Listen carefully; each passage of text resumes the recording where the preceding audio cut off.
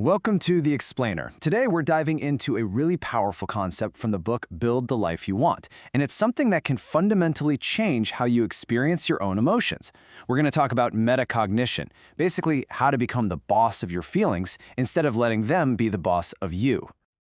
So, to kick things off, let's start with an incredible story of human resilience. It comes from the psychiatrist and Holocaust survivor Viktor Frankl, and what he went through reveals a core truth about the power we all have inside of us. I mean, just think about that. In the unimaginable horror of a Nazi concentration camp, Frankl discovered something profound. He realized that while they could control his body, his environment, everything around him, they could never, ever control his mind. He saw that between what happened to him and how he responded, there was a space. And in that space, that was his power to choose. Now look, this isn't just some nice philosophical idea. It's actually deeply rooted in the wiring of our brains.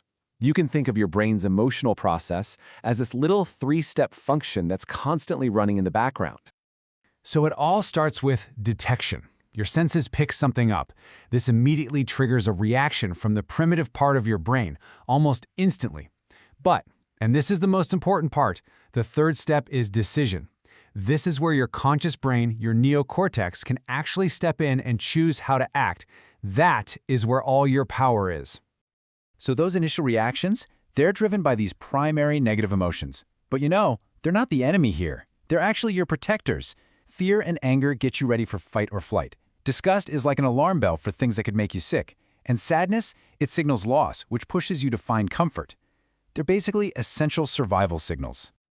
So, this ability to manage that whole process, to put that little bit of space between the raw gut reaction and your conscious decision, well, it has a name, metacognition.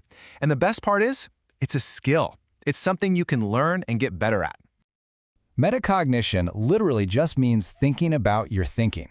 It's the ability to take a step back and just observe your feelings, almost like they're happening to someone else. You can feel the anger rising, but you don't have to become the anger. You can just watch it without letting it grab the steering wheel. Here's a fantastic way to think about this. Your limbic system is like a raw oil well, just gushing with these powerful, unrefined feelings.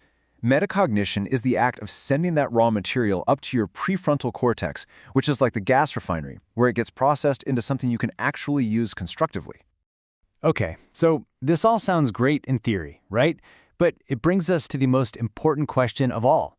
How do we actually do this? How do we get that refinery, that prefrontal cortex, fired up to manage these raw emotions that can feel so overwhelming? And this right here, this gets to the very heart of it.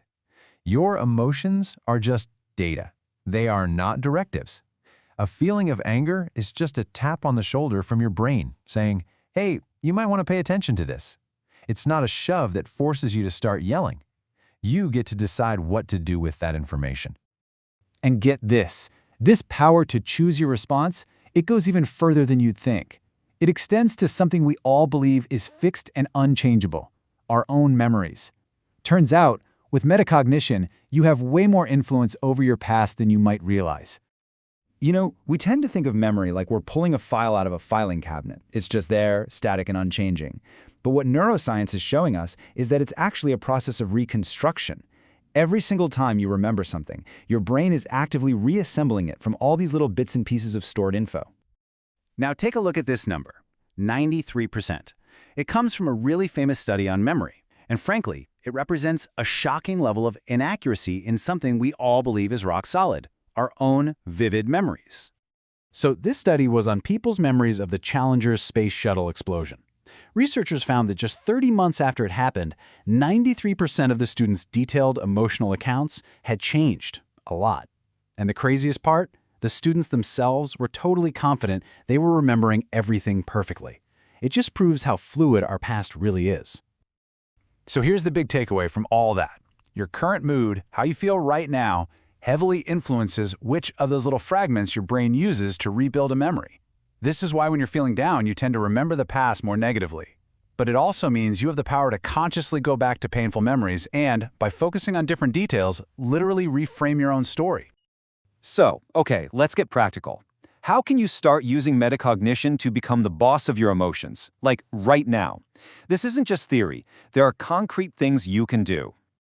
Here are 3 really powerful techniques. First, just observe. When a strong emotion hits, just watch it from a distance. Second, journal about it. The act of writing actually forces your thinking brain to get involved, and it helps you translate those vague feelings into concrete words, which gives you control. And third, curate.